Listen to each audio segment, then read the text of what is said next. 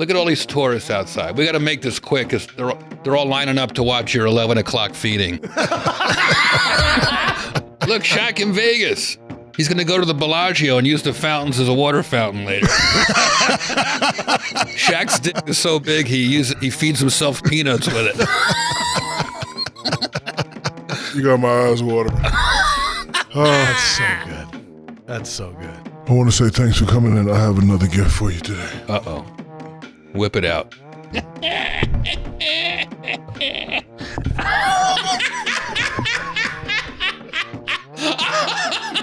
another banana for you, big dog. He had a banana in his pants the whole show. Oh, you're going to eat it. Oh, of course I'm going to yeah. Is it a warm banana? I'll eat Shaq's banana. Shaq puts some potassium.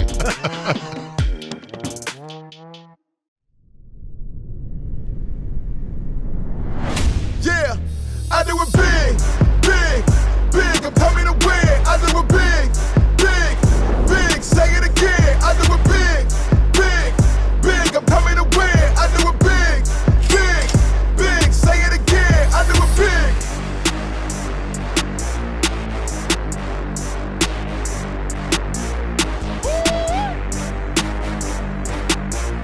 I do it big, big, big. Say it again. I do it big.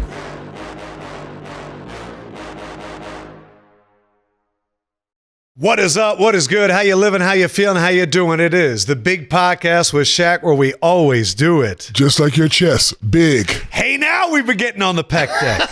Shaq, can I give our guest, one of your favorites, a true introduction? He was, but he lied to me. Can I introduce him? Yeah, and then I'm going to tell America why he's a fraud.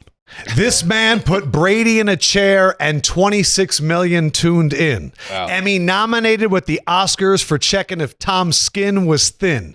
Rickles lit the match. Dean fanned the flame. This man put a roast on Netflix and it will never be the same. He carries a banana wherever he goes. Let's welcome the legend of this big pod show from Newark, New Jersey. Brick City. The Roastmaster General, Jeffrey Ross. Yeah. Schultz is in the building.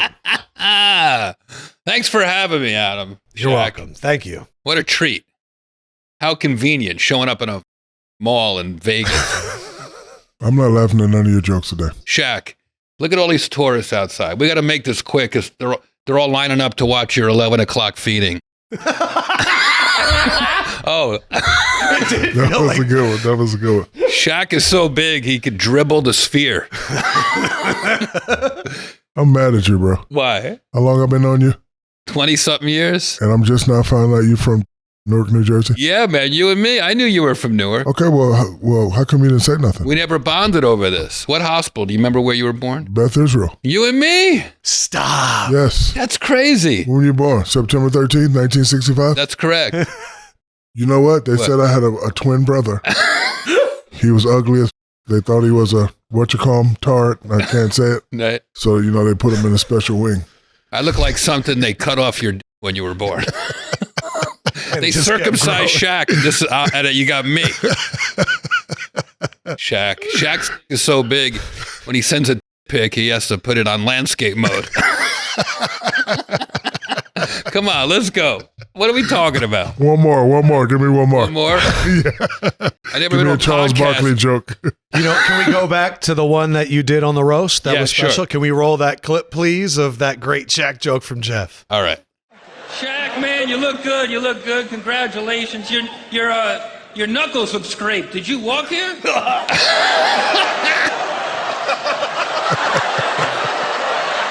Oh my God. I'm not saying anything. I'm not saying Shaq looks like a gorilla, but I saw him trying to peel a microphone. Oh, take a banana for the ride. You got my eyes watering. That's so good. That's so good. You said later that there's no one better to roast than Shaq because he's able to laugh at himself all the time. What is it like when you got someone that can really take it? It's a gift. It shows the world that no matter how big a champion you are, how goated you are, you have a sense of humor, and that's the key to a good life, being able to laugh at yourself. And not only that, comedians made me who I am today. How so? Growing up watching Red Fox, Eddie Murphy, Saturday Night Live, learning to laugh helped me release steam. Huh. You know, growing up from Newark, Yeah. you got to be tough to survive. My mom dragged me at 6 years old to karate school to toughen me up because kids were picking on me. So I get it. So when was the moment you realized roasting was going to be my way to get out of Newark or just, you know, be the king? It was like when you grow up in Jersey, as you know, as you've now alluded to, we talk in roast. Like it's ball busting is our love language. My Uncle Murray, we called him Mean Murray. He called his own granddaughters the looker and the cooker. Like he was vicious, you know? And he made fun of me. You know, I worked in the family catering hall, rolling meatballs and making fruit cup and stuff. And Uncle Murray would make fun of my buck teeth all day. I was a little kid. He made me cry. I hated him. And I grew up and I realized he was preparing me for real life. He was giving me that thick skin and I got my revenge. His 90th birthday, the whole family got together. We roasted him. I said, Uncle Murray's planning a big trip soon to that vase on top of the mantle. And I got my revenge.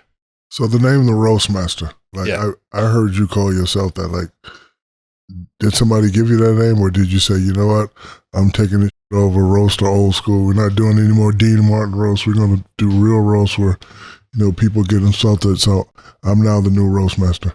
My first roast was in New York. I was unknown. Steven Seagal. No one knew me, like 2,000 people at the New York Hilton. I said, a lot of you don't know me, but I feel uniquely qualified to be here today because I'm also a shitty actor. Steven Seagal's like, thinks he's supposed to laugh, doesn't really understand. He's just not smart enough to really get the jokes.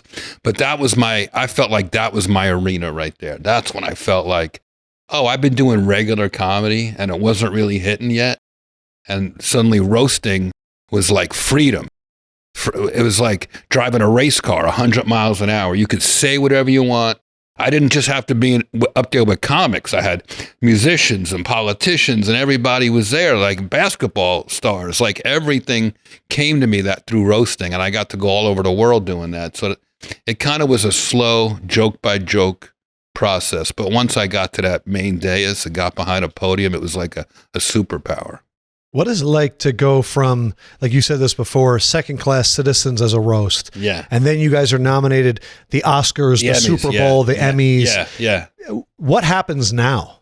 Because I feel like it's gotten to a place where you're validated. What happens from here on out, do you think? From here on out, it's a good question. Tom Brady, I have to give him credit. He really reset comedy, not just roasting. Like we were coming out of 5 years of everybody chicken to do a roast. And he was like, yeah, I'm going to be the one to bring it all back.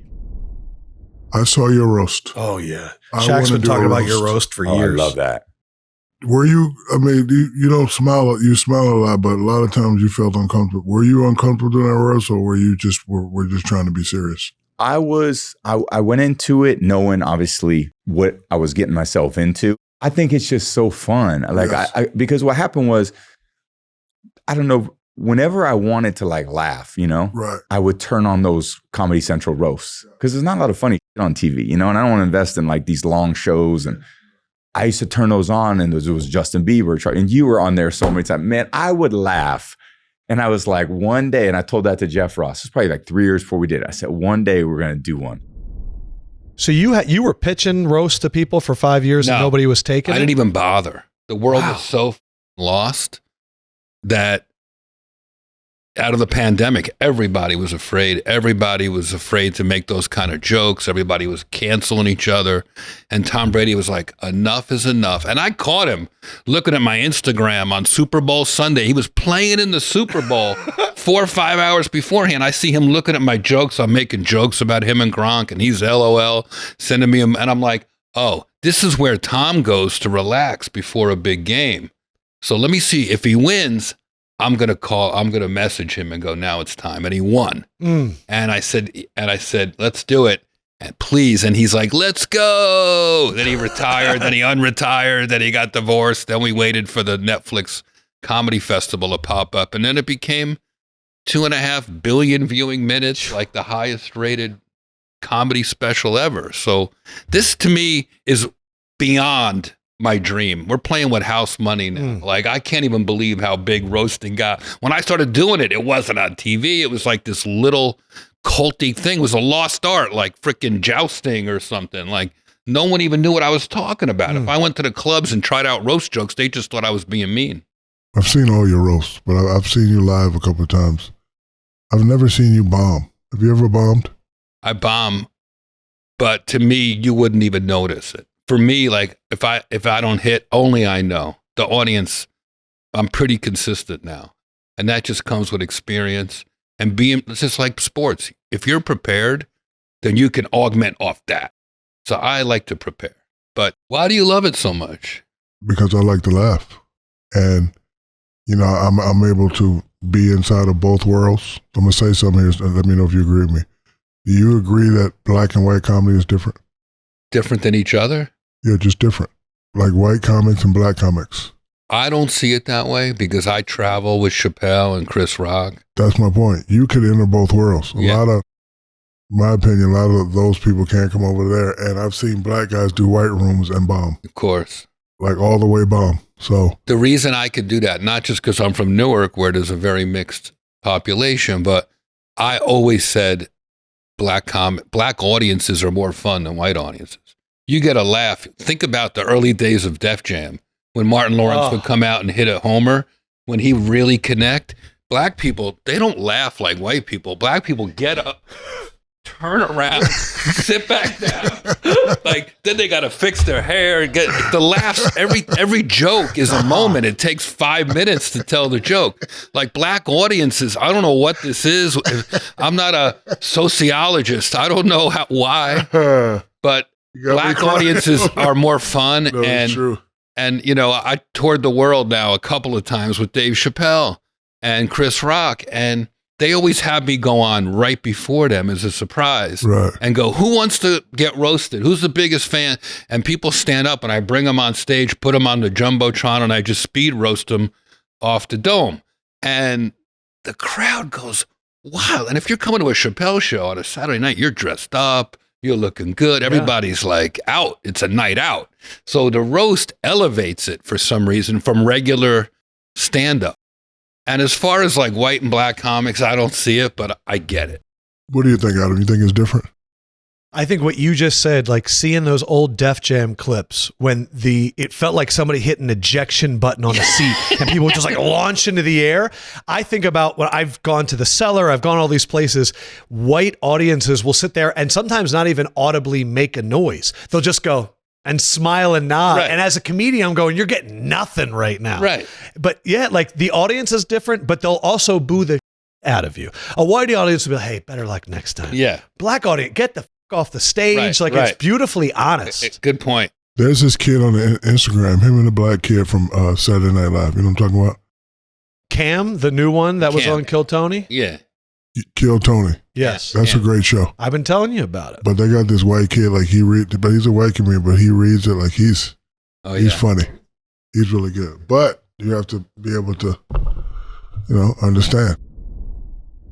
All right, Shaq. We have the odds. I haven't been able to talk NBA with you for a while from our good friends over at DraftKings Sportsbook. And I'm curious, before I even tell you the odds, who would you pick right now to win the NBA Finals? Spurs. Spurs right now are second best odds. Thunder plus 144, Spurs plus 400, bet $1 million, win $4 million. After that is the Celtics plus 567. The Nuggets are plus 900, bet $1 million, win $9 million. Cavaliers plus 1150, Lakers plus 1150, Knicks plus 1300. Then the Pistons, T-Wolves, Rockets, and my Sixers are at plus 2400. Now that you know the odds. The Sixers, you might as well cancel that. But the Nuggets, you sucked your teeth. Not at the odds.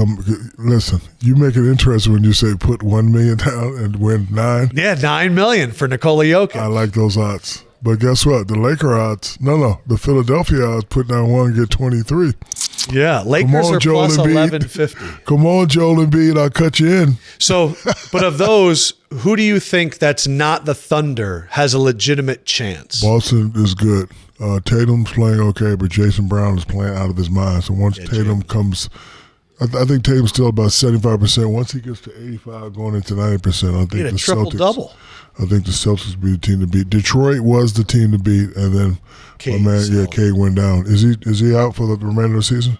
I think they think he might have a chance to come back for the playoffs. Okay, but I like the way Boston plays. So it's either going to be Boston versus OKC or Boston versus San Antonio. San Antonio is the most dangerous team right now. Very dangerous. Maybe they're worth a chance. Plus 400. Again, check out the odds, DraftKings Sportsbook. That is where the Big Pod always makes their wagers.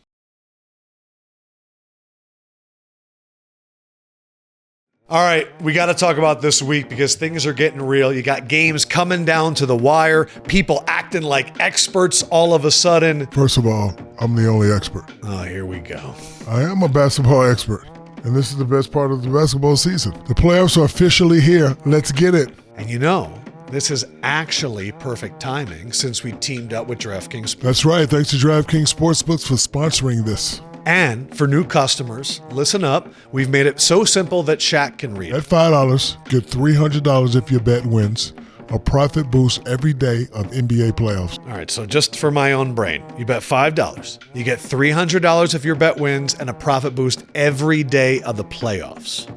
Let's do it. And once you're in, you can get creative. Same game parlays, live betting while the game is happening. Bet player props, points, assists, rebounds, the same things you hear discussed on the show, or bet live as the adjustments happen in real time. From the opening tip to the final possession, every bucket, every dime, every clutch takeover matters. And DraftKings Sportsbook keeps you locked in all the way through from the first round to the final. And don't say we never gave you nothing. So make sure you sign up using promo code BIGPOD. That's promo code BIGPOD. Don't mess it up. DraftKings Sportsbook. The crown is yours. Jeff, you were talking about the evolution of roast. If we're telling the story of comedy, what role does Shaq play in it from all of his all-star stuff over the years? Shaq's role, it's a little different than most athletes because I honestly feel, Shaq, like if you weren't who you were as a basketball legend, I think you would have gone into comedy. I think you would have been either a comic, a producer, an act. Like you would have been this other thing because it hits you different. Did you those clips you opened the show with where you're literally like this, like you like couldn't even handle how hard you were laughing, and we were saying some ill shit too. Like it wasn't like there's no holds barred. So if it's funny, brother. But most athletes have their guard up. They're thinking about their deals, they're thinking about their image, and you're just like, my image is that I'm fun. Exactly. And I think that you have a special place. We did the Bieber roast together. Oh, that's right. How did I do? You killed. I remember Kevin Hart, you chasing him around the podium. Explain to them. No, it was a classic because Bieber, and I saw him the other day, and he always says, like, it like gave him a whole career reboot. He knew he had a good album in the chamber, but he didn't release it yet. He wanted to put all the old news of his life, his kiddie stories behind him and move on to a new chapter. So the roast, I think the roast we did for him, and you were funny that night. Thank you. I appreciate it. I said something like something about the World Trade Center and Pete Davidson's dad. Oh, yeah, that was. And then I go, I know, Shaq, you're upset. That was your favorite building to climb. When you said that, like, oh yeah, because Pete Davidson's dad was a firefighter. Right. Like that was the first time I was like, okay, Jeff, you went a little bit too far. Like you're always on the line, but that joke right there, you went too far. So he said it. I didn't want to laugh until I looked at Pete. Pete was laughing, so I was like, okay, well, oh yeah, he was laughing, so I was like, okay. He yelled out. Yeah. Good joke. I was like, as soon as you said it, I was like, no. And said, I had the slow look like, in case they start fighting, and he was cracking up. So I was like, okay. I took that clip and it opens my Netflix special. Yep. It does. I have like a little montage of some of my favorite roast hits, and I put you and Pete in there, Shaq. So that was a fun one. So when you're writing, is it same time every day? Is it whenever it strikes? Is it I'm going to dedicate time? I'm just curious, when do you sit down, pen and paper before a roast and go, I'm doing work right now? It's almost torture The second I find out we're roasting someone, as soon as Kevin Hart confirmed, everything in my life goes away. And it's like, all I can think about is who's going to be there and what am I going to say? So I start watching Kevin's movies. I start listening to his interviews. They call it like method acting. I do method roasting, like constantly training. And sometimes for inspiration, I'll watch my own dunk reels of roasts. Like, just because I want to like go, yeah, Charlie Sheen. What pushed me? And I think for this one, Kevin Hart coming up on Mother's Day, I think the angle, because my Broadway show that's on Netflix is kind of like the underbelly, the softer side of me. So I was like, I need to go back to the ruthless Brick City roast master. So I think I'm going to come really, really hard at Kevin. So your Netflix special, Take a Banana for a Ride, it's funny. Thank you. I like the message you said, all guys should get colonoscopy. Yes. I didn't know where you were going, but once you dropped the Diddy joke, it was really funny. My question is, why did you make it a one-man show? Because when I was young in Jersey, my mom was sick all the time in the hospital. And my dad would take my sister and I to visit her on the weekends. And then he would take us to Broadway shows afterwards to cheer us up. And it worked. And I always said, man, this is my crowd. I like this. This is different than the nightclubs and stuff I do. This, I can be more theatrical. I added music to it. I wanted it to be a night out, like breakfast, lunch, and dinner in one show. Where a lot of comedy shows, you come out, it's an hour, the trunk of your car is still hot, and you're already done.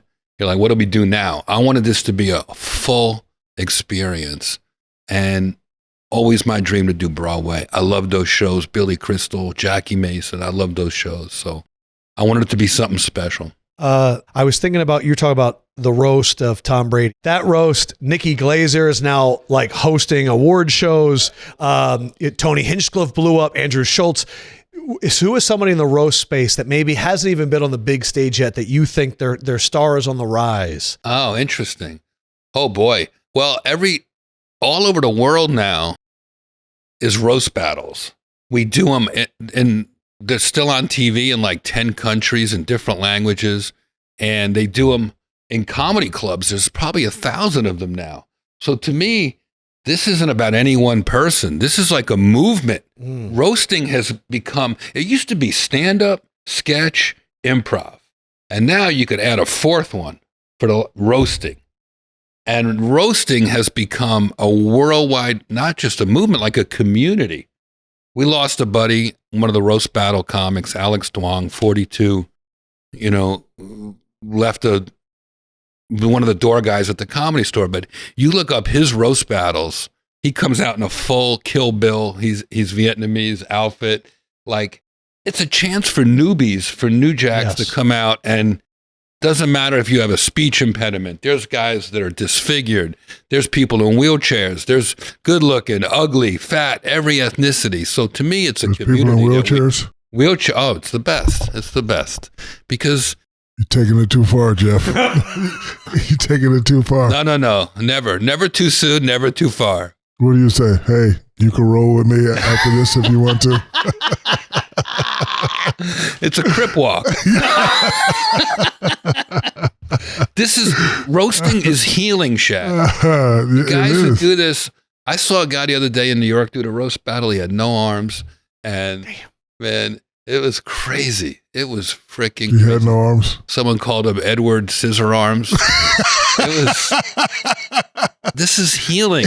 Edward Scissor Arms. This is healing. This is how people humanize. There's a guy in my Netflix special. I walk around at the end of my show. I'm very vulnerable, and I talk about my own health, and it's emotional. And then I go, the audience gives me purpose. And I go out in the crowd and I go, my purpose is to heal people through roasting. So if you're going through anything intense in your life right now, stand up, and I go, earn your banana. My grandfather used to say, take a banana for the ride.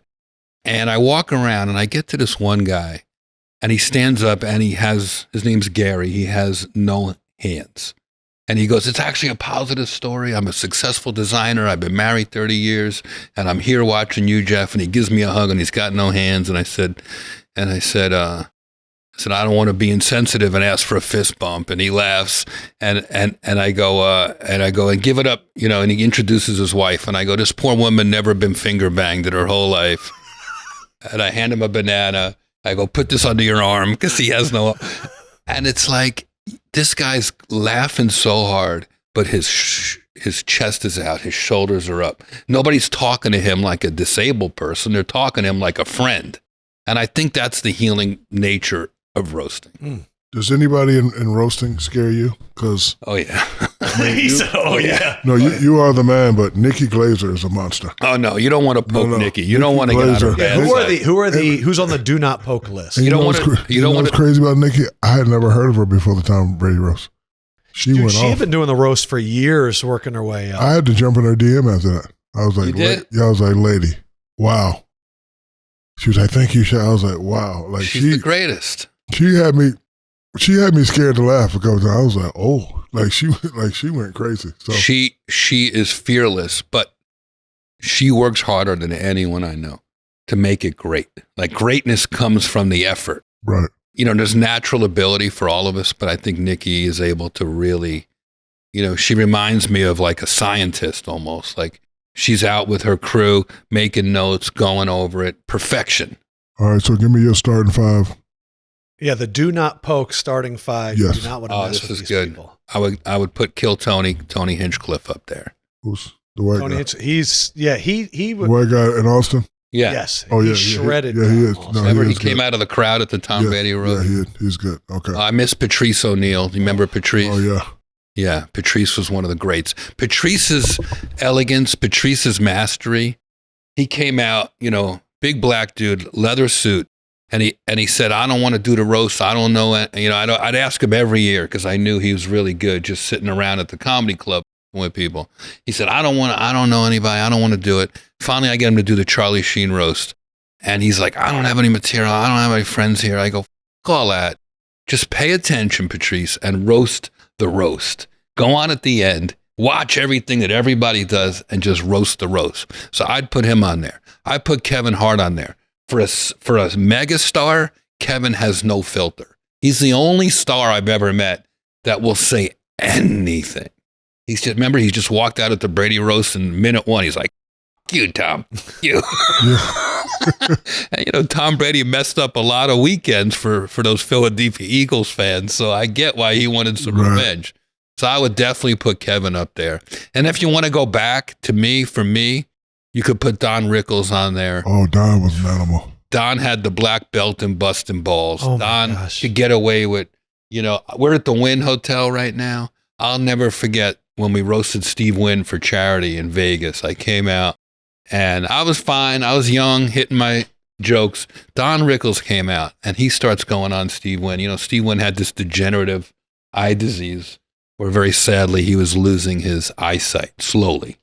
And Don starts waving his hands in front of the guy like this. He's just mocking him. And Can you see me, Steve? yeah, Oh. yeah. And Steve Wynn is just convulsing with laughter. It made him feel so good. He wasn't being treated like an infant. He was being treated like a man and a boss. And so Rickles is probably my number one grand sensei, master goat of all time. Him on the Carson show. Yeah. Just watch. Like I've never seen Johnny Carson laugh like that. To Yeah, the he point used to where go it's off. still Don is a little bit like Charles Barkley in terms of these guys can say whatever they want and Right. no one gets upset. They're Right. kind of like get crazier, get Right. more nuts. It still works out. I first saw Don Rickles when I think they were doing the roast of Ronald Reagan. Yeah. And Emmanuel Lewis came out and said, "Don, be funny." And, Yeah. and Don just grabbed his mic and said, "First black kid that'll never play basketball." You know what that was? That was Reagan's inauguration. Yeah, that's right. That wasn't even a roast. Yeah. He was becoming president when he did that. Yeah, that was That is crazy. called fearlessness. So you talk about your grandfather and the story about the banana. Can you elaborate for the fans Of what course. that means? When I was an open mic comedian, I lived in New Jersey still, and my parents were gone. My parents died when I was a teenager. So my grandfather and I lived together, and And we were like best friends. All my friends became his friends. We ate every meal together. We wore each other's jacket. Like we were besties, like two brothers, even though he's my grandfather. And in fact, I would take him to his doctor appointments during the day. I was young. And at night, I would go into New York and try to get on stage at the open mics. And my pop would always say, "Champ, here, take a banana for the ride." And I'd be like, "I don't need a banana. I'll be fine." He's like, no. You never know. You might get stuck in traffic. You get low blood sugar. In a pinch, you can use it as a dildo. You don't know what's going to happen. But it was also like his way of saying, I can't go with you, but I'm there with you on the ride. It's like a tough guy's way of saying, I love you. And my grandfather, more than anyone, taught me about resilience, bouncing back, world beater energy, he called it. See this ring right here, Shaq? This is a steel bolt from a Nazi U-boat from World War II. The U.S. Navy was getting their ass kicked. They finally, after a couple years, captured one Nazi U-boat, brought it back to America to learn how it works. It changed the whole war around. My Pop Jack was a shipbuilder in Baltimore, and his crew was in charge of this sub for a couple days, maintaining it. So he stole a bolt off it. He sanded it down. He made a ring. He wore it his whole life. And whenever he needed a little luck, a little of that world beater energy, he would tap it on something. So that he said to me, when I go, I want you to wear it. Right at the end, I was with him. We didn't have a lot of people around. I pulled it off him. I never take it off. And whenever I need a little bit of that world beater energy, I tap it on something and I think about my Pop Jack. Sometimes I think about this chick in Denver I finger banged one time, but mostly I think about my grandfather. They both have big hands. Do you sure it was a she? Beautiful. That's what I'm saying. You sure it was a she? Do you have like jokes kind of like in this Rolodex in your mind, in this library, that like if I said a name, you would have stuff? Like if I was like LeBron James. No. Okay. I don't do it that Dwight way. Howard. Yes, I could do some of this. Dwight Howard. But then I think You don't you wanna be a shoot your parlor load. trick. I think you shoot your load for when they go, let me roast you. Because you say LeBron James, and I go, I can't give that away. LeBron, and I met him at the Zero Bond opening here at the Win a few weeks ago, and I said, Shaq, I said, LeBron, one day you're going to retire. Now, I don't know when. And just like Tom, the world's going to want to see. We're going to honor you in the way that the world honors someone like you, a GOAT. And he's like, oh, he shook his head. He kind of knew it had to happen, but also wasn't quite prepared for it. So I think LeBron, more than anyone, is on my wish list. Oh, I want to know the wish. Can you share some of the wish list or Sure. the ones you tried? I mean, to it's get? pretty obvious. If Kanye was healthy, he'd be a great one. Yes. You got to give Kim Kardashian credit for coming to the Tom Brady roast. She would be a great Absolutely. one. She even stuck around afterwards, and took the hits. And I said, why didn't you leave? And she goes, I don't want to roast and ghost. And I was so impressed by her for saying that. She didn't want to roast and leave. She stayed there and let us all talk to her. So she's definitely up there. Eminem would be a great roast, right? Stevie Wonder's one of my heroes. I already see the tagline. The Netflix roast of Stevie Wonder. You got to hear it to believe it. Yeah. Did you ever hear my Stevie Wonder story? No, tell me. So we lived in the same building on Wilshire. Yeah. And, you could park in the front or you can go underground and, park your car. So one day, he's already in the elevator. I hit the elevator. He comes down. Stevie's in there by himself. So I don't want to say anything. So I just, kind of scoot next to him. He's like, what's up, Big Diesel? And he hits his floor. And I'm like, I knew he lived in the building, but that was like my first time saying, he's by himself. He's like, what's up, Big D? He hits his floor. He gets off. I couldn't wait to call my pal. Say, yo, man, Stevie, come up. See, they say, man, stop bullshit. I said, bro, I got on the elevator. The dude looks at me. He's like, what's up, Big D? So hit the floor, got off. I was like, true story. That's so cool. I love Stevie Wonder. Did you ever meet Red Fox? I never met Red Fox. Yeah, I want to. I've met all my favorite comedians except Red Fox. I never got to meet Red Fox, although I watched his show religiously. And he has one of my, I'm so glad you brought, I forgot about this joke. I don't know. He used to do this joke about I could curse on here, right? Of course. He used to say the words and are interchangeable unless you use them literally. He goes, if you don't shit, but if you don't fuck.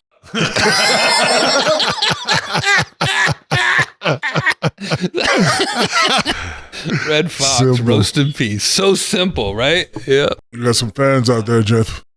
Say hello to your fans. What's up, fans? What's going on? We actually Look, Shaq. Look, Shaq in Vegas.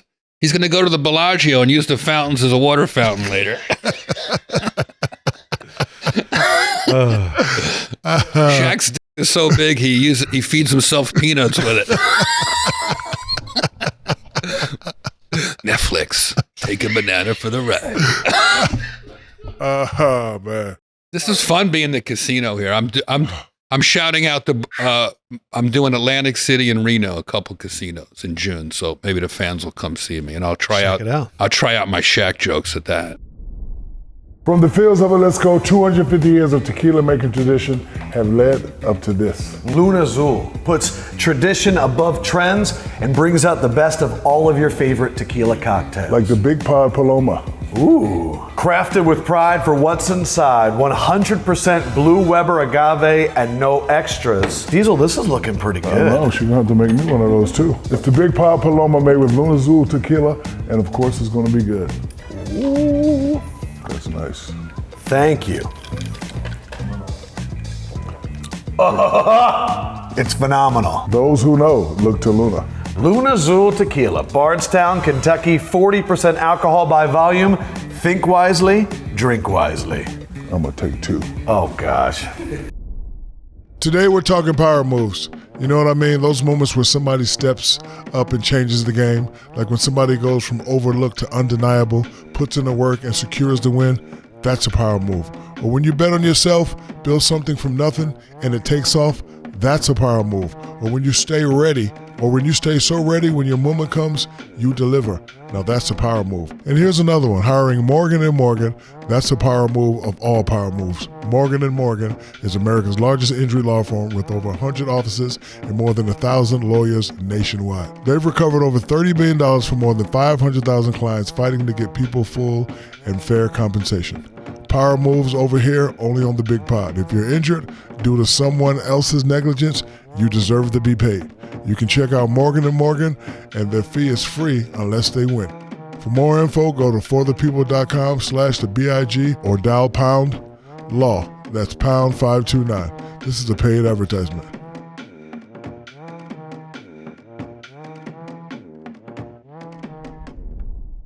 So we play a game called White People or Black People. Oh my God. I'm going to list random things or objects, Yeah. and then you tell me if it's black people or white people. Shaq is the definitive source on this. All right. Similar to you, we had Tom Brady. By the way, that belch, that was Shaq's dick. It's enough peanuts for today. Like we did water, and Shaq and Tom Brady agreed that water was white people. Just to give you Okay. a Yeah. baseline. Yeah. First one will be talking to dogs like they're people. That's WPS. Of course. My whole show's about my German Shepherds. I love my dogs and I talk to them as my friends. You don't talk to your dogs? No. How do you talk to your dogs? Sit, come, and Whoa. stay. Relax. Yeah. Really? Sit. So I have it to where when I come, as soon as I walk up, they sit. Right? And I'll say stay. And I'll go like about 100 yards and then I'll go, ah! And then they'll run to me and then I'll feed them again. Yeah, so that. What kind of dogs? 3 pit bulls and 1 bully. Oh, man. I Yeah, love ain't no talking. I When love I it. come in the room, sit your down and don't move till I tell you to move, or else. And Jeff, how do you talk to your dogs? I tell them, my puppy Nipsey, she's 6, German Shepherd. I talk to her like she's my wife. I love you, Nipsey. Come sit in the bed, Nipsey. What do you want to watch tonight, Nipsey? WPS. Yeah, no, I love this dog. Do you let her kiss your mouth? I let her lick my asshole. What are you talking about? I love this dog. WPS. Yeah, dogs licking assholes. White people. Yes. Yes. By the way, she howls. She's in my show. At the end of the Netflix show, she comes out and we sing on Broadway together. Oh, she It's hollers. very cathartic. I go, oh, and she just, the whole Oh, audience nice. howls with her. Nice. Sitting in the front row of a comedy show. Oh, White man. people or black people? White people are afraid, but they do it. But I think black people will do it like for sport. They want to be in the show. Right. They come there We have a wearing, chance to be in the show tonight. And I Yeah. was just getting ready to say SPS, Shaq people. But I definitely sit up front so you can talk. So you can get it out the way. yeah, You can get it out the way. Got it. I remember one night at the Improv, yeah. the black girl from Saturday Night Live, Which one? the tall one. I like Leslie Black Jones. Leslie Jones. She killed me for a whole hour. Oh yeah. Went off. I'm like, you got to the point where she just a whole, you black mother. Me and you have a big old black. She just kept, Oh my you know, God. just black. Me and you, I bet you're black, big black. Me and you, two naked black mother. Oh my God. She'd you, Shaq. Yeah, I know it. That's exactly what she said. That's Oh exactly my what she God. said. Yes. Shout Leslie, out to Too Leslie. Tall Jones. Yes. Yeah. Shout out to Leslie. Yeah. childhood idol. Yes. So good. She went off. She actually scared me because she just kept looking at me, you motherfucker. I want to. I was Oh like, my God. You can't, I mean, at a comedy show, you have to be a good sport, right? People come at you, you're a target. that was part of my routine in LA. I don't know if it's still like this, but Monday was the Improv, Tuesday was a Comedy Store, and then Sunday was Chocolate Sundays. Yeah. And then they had The Laugh Factory. the Laugh Factory. And then they had another couple bars you can go to. But Monday, if I had a Monday and Tuesday off, I was at the Improv or the Comedy Store. What do you think the relationship is between comedy and athletes? Do you think it's like a stress relief? Like some guys will go to a strip club, some guys go to a comedy It's club. definitely a stress relief, but, you know, I'm a true fan. I don't care what you guys say because I know it's your job. Yeah. And it's your job to be funny. So, you know, sometimes the jokes may be personal, and some of these guys are too high on themselves. They take it personal. So glad you reminded me of this story. To your point. Whatever year it was, we're roasting Emmett Smith for Shaq's charity.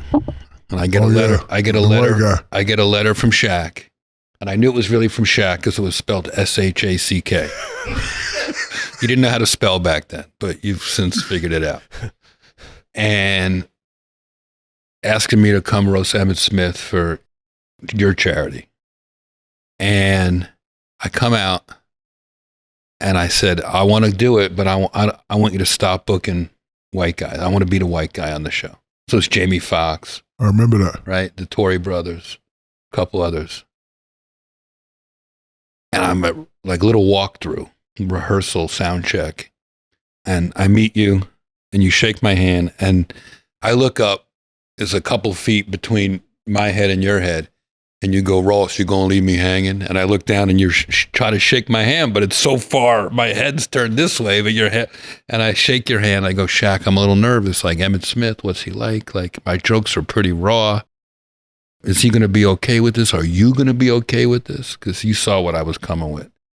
And you said, no one ever told me to hold back on the court. I would never tell you to hold back on your field. And I was like, wow, that's a champion. That's great inspiration right there. That's like a coach. Thank you. And then we did the show. Moose Johnson got out of Yes. control. Yeah, Jamie Moose Foxx Johnson was pissed. threw a chair at Jamie Foxx. Moose, He got actually angry. yeah, he was mad. Yeah. Moose Johnson, yeah, he was pissed. He a allegedly chair? threw a, Yeah, he did. he did. Allegedly. Is this whole thing? I mean, I've only seen the Jamie Foxx "This Is Your Conscience" Yeah, that clip. guy. I haven't seen the Moose Johnson clip. The Moose Johnson, I don't know if they clipped it out or what. Yeah, we did. Disappeared or Yeah, we whatever. did. That would have been Yeah. your 'Cause he- protecting him. Yeah. He not protecting him, but his, people didn't want. So I did us all a favor. Do you remember what happened with the Doug guy? He's around.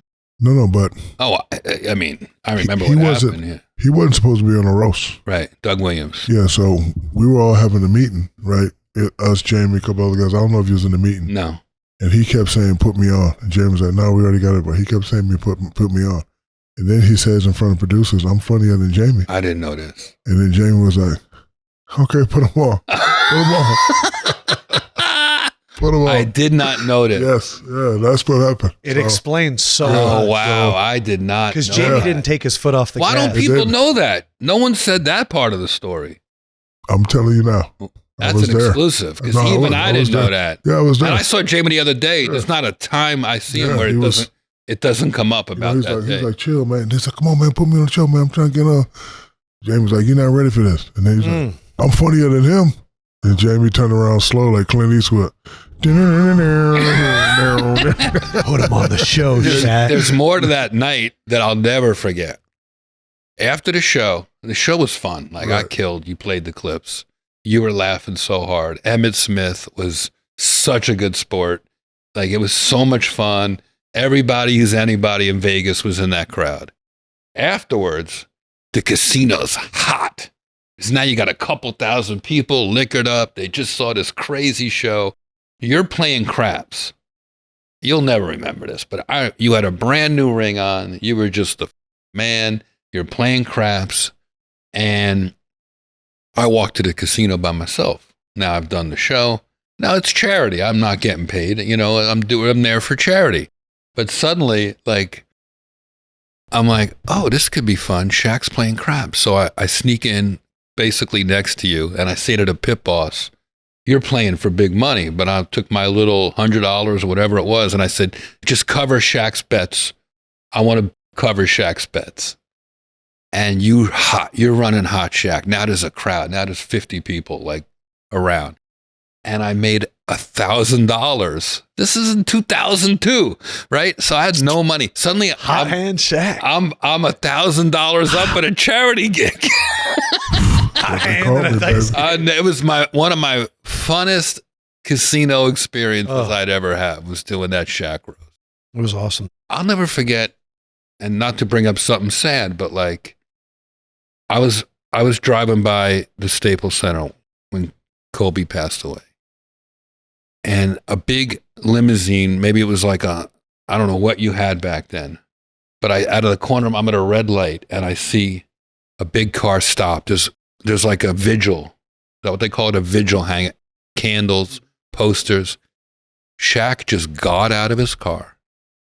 It wasn't about autographs and pictures. It was about hugs. You walked around hugging. I pulled over. I watched this from 50 yards away. I got emotional. You hugged everybody that needed a hug, and you got back in your car. I was like, yes. How'd you know that?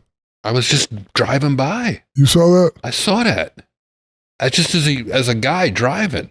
For real, you saw that? Yeah. Nobody knows that. No, I saw it. I'll never forget it. Damn. And my point is, Shaq is a healer. Shaq is important to people. So in a world of darkness, to bring in light and laughter and show the world that you can laugh at yourself and that thick skin is a quality that people need. What I do know about you is you're always going to say what's on your mind. Yeah.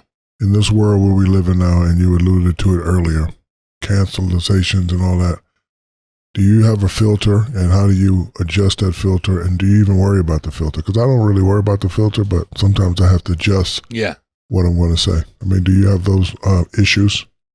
I don't have those issues because I evolve as the times evolve.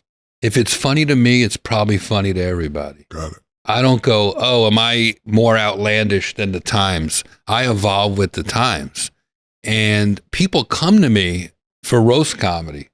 So if I start watering it down, nobody wants their medicine watered down. Comedy is medicine. They want their medicine potent. Mm. And that's my mission. That's my purpose in life.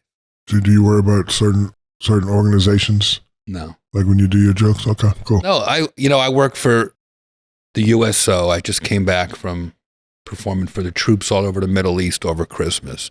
I work for Meals on Wheels. I raise money for them. I do a lot of charity stuff, Scleroderma Research Foundation. And to me, it's all part of who I am. I couldn't get away with this if I wasn't if it wasn't coming from affection. Who's that guy? Who's Coming another? from a loving place. Hey, it's the Penguin. You got every gangster walking by here.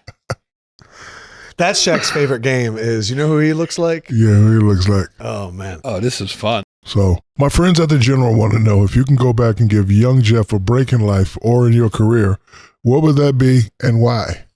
A break? Wow. Man, I always go, wow, man, I wish I'd gotten this part or that part earlier, sooner. But I was waiting, paying your dues is worth it. Well, you want to be great, there's no shortcuts. So I would make young Jeff work for it. Mm. That's my answer. I was going to say, because you're at a point now where you talked about the 3 pillars of comedy now being 4 with the roast. I don't know if it happens if you weren't as determined over this process. Right. Because who you are now is like this amalgamation of the last 30 years of what you've created. And now you're like the overseer. You're like the ombudsman of roast comedy. And it's, I love think it. The journey makes the destination that much sweeter. I think so, because there's, like you say, cancel, if worried about this. I feel like I pushed through all that. Yes, it's over. Right? It's like, well, who could cancel me for what? For making a joke 20 years ago about my friend? Right. Like, Shaq, what? Jeff is kind of the Black Panther of comedy, if you think about it. Oh, he is. He's. Listen, I've been knowing him for 20 years. He's funny as hell. Who's on that? Hold on, I gotta take this. He's picking up his phone during the podcast. Hello? Hey man, I know you're busy right now, but I just crashed the Shaq mobile. No need to panic, man. Remember, when you got the General Insurance online, their customer service was quick and easy. I did, man. They gave me a break on my car insurance when I needed it the most. I know, but you got nothing to worry about. The General will keep you in the game. Call him up or jump on the app to report your claim now. Trust me, he's gonna take care of you. It's cool, I got the General Insurance. I'm filing my claim on the app right now. All right, man, remember, the General is here to keep you moving forward. I gotta get back to the pod. This episode of The Big Podcast with Shaq is brought to you by the General Insurance. You know Shaq loves the General. Before the league, before the rings, before I got my big break, I've been rocking with the General since I owned my first car. The General has been offering quality auto coverage for over 60 years. And you already know the General was there for Shaq when I needed him. Low rates and flexible payment options to keep you covered. If you're ready for your big break, you know what to do. Visit thegeneral.com to get a quote today. Again, visit thegeneral.com to get a quote today. And it wouldn't be the Big Podcast without the General Insurance. Would you like to sing the song? I would. For a great low rate you can get online, go to the General, save some time. What's up, everybody? It's your big man, Shaq. My new candy is legendary. I'm talking about the Shaq-alicious Slams. These aren't your grandma's gummies, baby. These are crunchy, chewy, and just a bit sour. We got orange, strawberry, watermelon, and a delicious sour mango ring. Dunk on your taste buds, baby. Shaq-alicious. Jeff, you kind of hit home when I turned on your new Netflix special. Would you like to tell us a story how you found out that you had colon cancer? And before you answer that, me and a lot of men and a lot of black men, we feel like we're superhuman. We don't go to the doctor. So did you have certain symptoms that say, okay, now I need to go to the doctor? Well, when Shaq goes to get a colonoscopy, they got to use a garden hose to get up there, man. You got. They could put a full-on 35 millimeter camera up there, and they wouldn't even get the whole shot. But after the Tom Brady roast, I had a couple weeks off because I've been working hard, and I was like, let me finally go do this. My buddy Jordan had been texting our text chain, telling all our buddies, go get a call. And I was like, I don't have a wife nagging me. I don't have anybody telling me to go do these things. So I waited too long. I didn't have any symptoms. I was just like, let me go get a colonoscopy because that's what you're supposed to do at a certain age. And I waited too long. If you're listening to this and you're 40, 45, especially if this type of thing runs in your family, just go do it. The colonoscopy itself is nothing. They give you those Michael Jackson drugs. You're out for an hour. You wake up, you feel great. I hate going to the doctor. Have you done a colonoscopy? No. I did the other thing, though. I don't want to talk about it. In your penis? No, the other thing where they check. Your temperature? Yeah, where they check your temperature. And I don't want to talk about it. Shaq, but you can't discourage ass? people from getting colonoscopy. I'm not saying that. You started this. You got to encourage people. I'm not saying that. I went to the doctor and I had an experience. I don't want to talk about it. You're okay. White people, black people, finger in the. I don't want to talk about it. Okay. Clearly, white people. Jeff? You, I don't want to talk Shaq, about you it. need to get an endoscopy and a colonoscopy. This is the Do most. it on the podcast. This is the most fixable type of illness you could have. Like if you catch that stuff early, like me, I had 2 friends die last week. One at 42, Wow. one at 86. Sorry to hear that. Yeah. So all this to say, it could have been me. Yeah. And I'm grateful for my life. So if I'm going to sit here on your show and say a colonoscopy saved me, Would you say Saved that me. was the most impactful finger you've had in your it was the most life? impactful ass I've ever had. I'll tell you that. It's not a finger in your. It's you take. First of all, the cleansing, all this prep work feels good. So hold on. So you got to drink the drink. Drink to drink. I did it one time. In You Miami. did do it. Long time ago. 06. I remember. Yeah, and it Yeah. must have been okay because Yeah. you haven't had to go back. It's the easiest thing to do. So they put you to sleep. Yeah. Oh, okay. So yeah, I'll okay. You could team up with a buddy, say, you and me, we're going to you do it together. Yes. That way you're both together. You take the ride together. It's fun. All right, deal. I think that we should do this as a podcast. You want to Big do it? colonoscopy. Shaq, I'll get one. I'm getting one in June. If you want to come with me, I got a great doctor. All right. And I think he's You want got to do it, Adam? I'll if we're doing it as a team, but I'll hold, do but it. hold on. Are we going to show the fans the camera in your? I don't really want them to see that. Yes. But, like, do they? Is that the one where like the poop comes out in the tube, or is that No, a that's- different one? That's no, That's like a colon cleanse. they Yeah, just that's take a cool. look. They just take a look Oh. to see How long? if there's polyps in there. how long does it look? It's 10 minutes. Okay. It's nothing. All right, I'm gonna do it. You're That- in and out. That do YouTube it. headline, "Look inside Shaq's," would do numbers. First of all, That would do. Joking Hey, aside, hold on. if- I got an inside joke. I'm not the guy for that title. What? Former guest of ours. What happened? Nothing.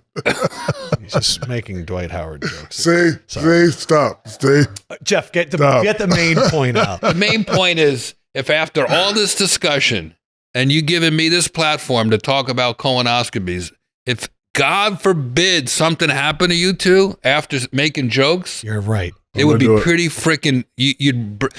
Everything you did for those people outside the Staples Center when I was talking about earlier about Kobe, you would undo that.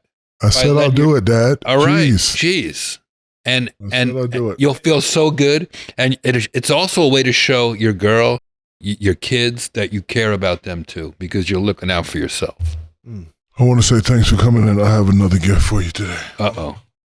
Whip it out.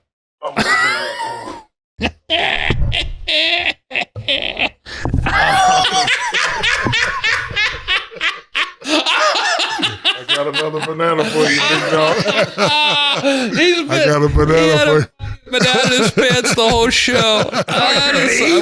Of course I'm gonna. Yeah, Is it a warm banana? I'll eat Shaq's banana. Oh, it's delicious. Holy. Shaq puts that some potassium. Oh, it's delicious. All right, give me, It's a big banana. give me 40 seconds of Charles Barkley roast. Come on, and this make us laugh. Let's go. Charles Barkley. So dumb. That's it. That's it. Charles Barkley's so dumb. I think it was thank you. Good night. What an idiot. Look at this idiot. That was fun when we did the NBA All-Star Weekend. Yeah, that roast. was a good one. Yeah, that was a good one. Oh yeah. So Shaq had sent an video. Shaq does this. We don't know exactly what it means. It's just something he thinks is really funny. So we can watch it now. It's a video of a dad absolutely destroying a First coach. of all, I didn't think it was funny, but go ahead. I want to see it. No, it wasn't a coach. It was another dad. All right, let's see this clip and we'll react to it.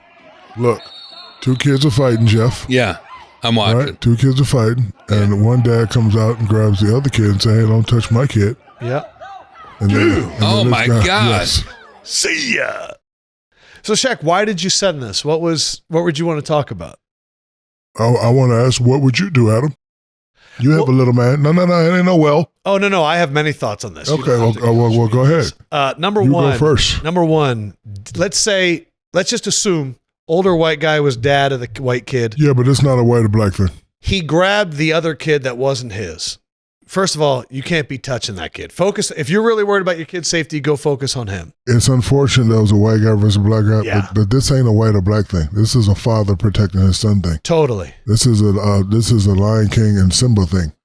You mess with Simba, you have to die. So you're asking me if I was the dad that hit the other guy, would I have done that as well? If somebody grabs little man, Yeah, I would have. I think I'd see red. yeah. So For sure.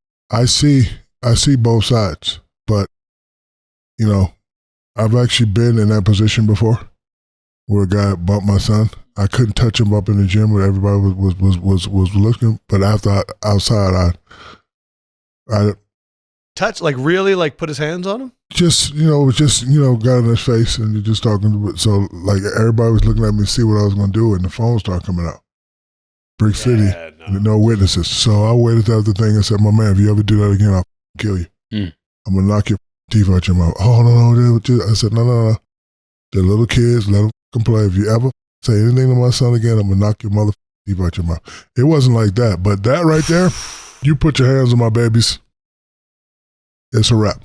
It's a wrap. And I hate that people try to make it a black or white thing. That's a father protecting his son thing. So Totally. I definitely would have did the same thing. But My only reaction to that is I got bullied as a kid.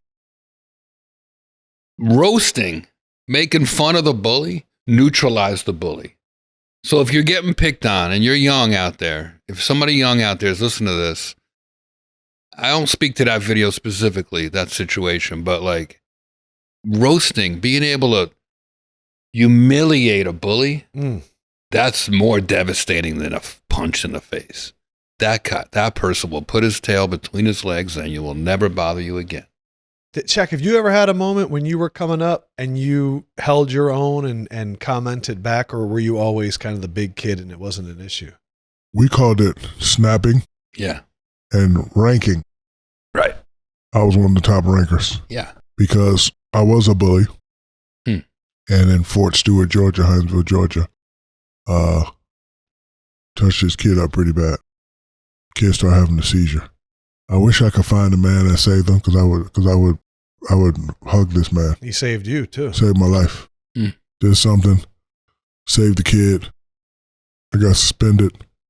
When I get home, my father touched me up. But then my mother explained to me, "Baby, you're way too big. You can hurt somebody. Chill." So that's when I developed other ways to get people to like me. Because you don't like me, now I got to make you scared of me. Like I wanted people scared. Like when I walk down the hall, I want people to move the fuck out of it. Because remember, when you're in the military, you're moving every 4 years. So after I established myself with this school, now I got to go reestablish myself. So you're looking at this big kid and, you know, he has a speech impediment. He looks dumb. He mumbles. So, you know, you think he's the word that you know, we can't say anymore.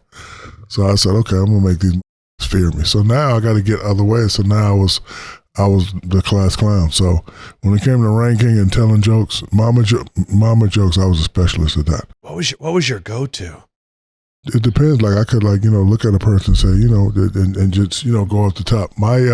That's why I always think if I got somebody like him write me the jokes, I think I can pull it off. But my only fear in comedy, and you know this, if those first 3 jokes don't hit, you're done. Yeah. You're done. But if I was coaching you at a roast for your rebuttal, you'll still go back to your roast for a second. The rebuttal, which you have not done yet, because even at the Emmett Smith roast, like you weren't, it was his rebuttal. Right. He was polite. You would earn, by taking the hits for 2 hours, you earned so much goodwill that you could say anything after that. And I liked it. I like what you're saying about your childhood experience. That was a core memory for you because you realized, yeah, everyone, we've all heard it, right? On the schoolyard, I want to be feared and liked. But that's only good for a local, to be the superstar. To be feared is one thing, but to be beloved. And once you learn you could be beloved, that's so much stronger. I agree. So thank you, brother. That Kevin Hart roast is going to be terrible. I hope nobody watches it. It's going to be the worst roast in It's going to be Netflix great. history. Are you kidding? We're going to shoot him out of a cannon. You know what? Throw him against the wall. And you know what? That roast may be a little funny. It's going to be so good. You didn't laugh at my joke. See? A little See? funny. Yeah, Oh, that's see? good. Nope. Too late. No, I didn't catch that. No, I didn't catch that. see? Boo. I suck. I'm done. No, come on, Shaq. I hope you come out. You're probably working that day, but I like that you do the broadcasting. You do the basketball with Barkley to make him look smart. That was a fun one when you had to explain all the jokes to Barkley. That was fun. Roastmaster General Jeff Ross. Thank you, Jeff. We love you, brother. I love you guys, and I love the chemistry. Shalom, you shalom. guys have. Oh, yeah, baby. Shalom. L'chaim. That's right. Peace. Thank Love you. you, man. That's so fun. This has been a Playmaker production.